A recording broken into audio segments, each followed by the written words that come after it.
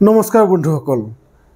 এখন 400 একৰ মাটিত বৰ ঘন হাবি আৰু সেই হাবিত বহুত ধৰণৰ ময়ূৰ বহুত ধৰণৰ জন্তু তাত বসবাস কৰে।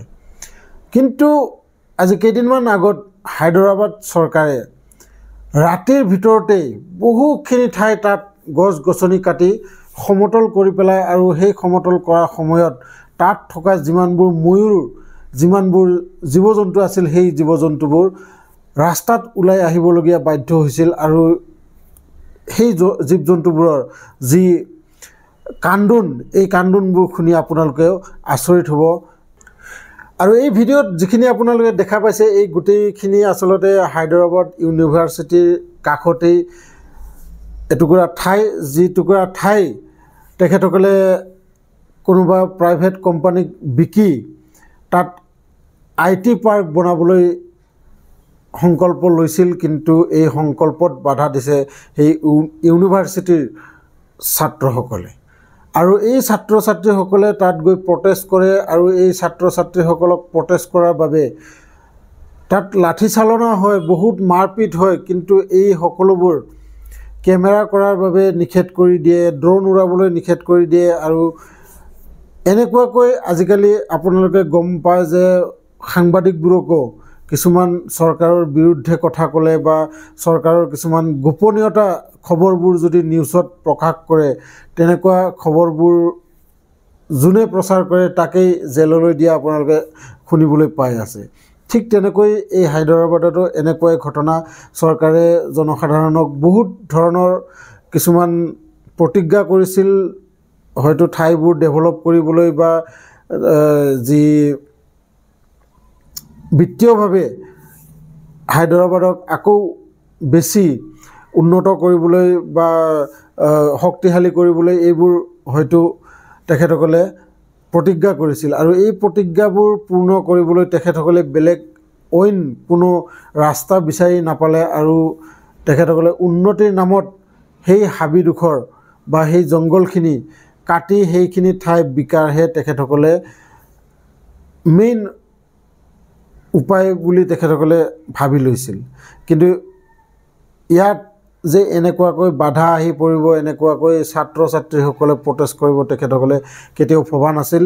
আৰু এই ঠাইডোখৰলৈ আচলতে বহু বছৰ ধৰি চৰকাৰ আৰু এই ইউনিভাৰ্চিটিৰ মাজত এটা কেছ চলিয়েই আছিল আৰু কোৰ্টৰ কোনো অৰ্ডাৰ নোহোৱাকৈয়ে তেখেতসকলে ৰাতিৰ ভিতৰতে বহুতখন JCB লৈ সেই জংঘলখিনি চাফা কৰিবলৈ আহিছিল। কিন্তু ৰাতিপুৱা যেতিয়া দেখে মানুহবোৰে আৰু সেই দেখাৰ লগে লগে তাত হাই হুলস্থুল হয়, সেই ইউনিভাৰ্চিটিৰ ছাত্ৰ-ছাত্ৰীসকল আহি তাত প্ৰটেষ্ট কৰে আৰু বৰ্তমান কোৰ্টে বাধা দি দিছে, অৰ্ডাৰ দিছে যে এই জংঘল কাটা নহ'ব।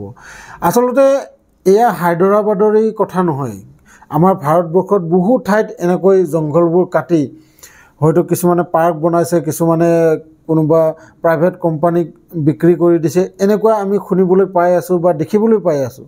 কিন্তু এইবোৰৰ ফলত আপোনালোকে গম পাই আছে যে আমাৰ ভাৰতবৰ্ষত আজিকালি বতৰৰ কোনো সন্তুলন নাই। কেতিয়াবা গৰম, কেতিয়াবা বৰষুণ, কেতিয়াবা যি সময়ত হয়তো বৰষুণ লাগে সেই সময়ত বৰষুণেই নাই।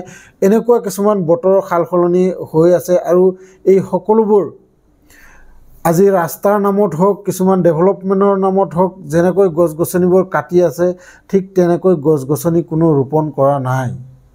আৰু ইতিমধ্যে আমাৰ ভাৰতবৰ্ষত বহুত এনেকুৱা হাবি জংঘল কাটি মানুহ বসবাস কৰিবলৈ লৈছে। অসমতো এনেকৈ বহুত পাহাৰ কাটি মানুহ বসবাস কৰিবলৈ লৈছে। এইবোৰৰ কাৰণে আজি আমি ভুগিবলগীয়া হৈছে অত্যন্ত গৰম, অত্যন্ত বেমাৰ আজাৰ। এই বতৰৰ কোনো ঠিকনা নাই, কেতিয়া বৰষুণ হ'ব, কেতিয়া ভূমিকম্প হ'ব, কেতিয়া বেছি গৰম, কেতিয়াবা বেছি ঠাণ্ডা। গতিকে এইবোৰৰ পৰা হাত সাৰিবলৈ আমি এইবোৰ কাম আৰু চৰকাৰৰ কিছুমান ভুল আমি দেখিলে আমি মাতিব লাগিব, তাৰ ওপৰত চৰ্চা কৰিব লাগিব, নহ'লে এনেকুৱাকৈ আমি কেতিয়াবা এই পৃথিৱীৰ পৰা বিলুপ্ত হৈ যাব লাগিব। আজি হয়তো হায়দৰাবাদে যি ইউনিভাৰ্চিটিৰ ছাত্ৰ-ছাত্ৰীসকলে যি কৰিছে বহুত ভাল কাম কৰিছে। হয়তো এই চৰকাৰখনে বুজি পোৱা নাছিল যে যিখন ঠাই সেই হায়দৰাবাদক বচাই ৰাখিছে, যিখিনি ঠাইয়ে সেই হায়দৰাবাদক সুন্দৰ এটা বাতাবৰণৰ সৃষ্টি কৰি দিছিলে। আৰু সেই ঠাইখিনি যেতিয়া কাটি পেলাই দিলেহেঁতেন তেতিয়া হয়তো সেই হায়দৰাবাদত কি যে অৱস্থা হ'লহেঁতেন এয়া কোনেও আজিলৈকে মানে ভাবিব পৰা নাছিল। হয়তো সেই ঠাইডোখৰ কাটাৰ পিছত যদি তাত বহুত মানে গৰমৰ উৎপাত হৈ যায়, তাত মানুহ থাকিবলৈ মানে যোগ্য নহয়, তেতিয়াহ'লে এই হাজাৰ হাজাৰ কৰোৰ টকা দি সেইবোৰ মাটি বিক্ৰী কৰি চৰকাৰে কি কৰিব কওক। যিয়ে নহওক এইবোৰৰ ওপৰত আমিও আৱাজ দিয়া ঠিক, আৰু এনেকুৱা কাম দেখিলে আমিও এনেকৈ বাধা দিব লাগিব হয়তো, নহ'লে তাৰ বাহিৰে কোনো উপায় নাই। যিয়ে নহওক ভিডিঅ'টো চাই যদি ভাল লাগিছে লাইক এটা কৰি দিব, আৰু লগতে যিসকলে নতুনকৈ মোৰ চেনেলটোত আহিছে চেনেলটো ছাবস্ক্ৰাইব কৰি ল'ব, কাৰণ এনেকুৱা ভিডিঅ' মই আপোনালোকৰ বাবে আনিয়ে থাকোঁ। লগ পাম এনেকুৱা এটা ইণ্টাৰেষ্টিং ভিডিঅ' লৈ নেক্সট ভিডিঅ'ত, তেতিয়ালৈকে ধন্যবাদ।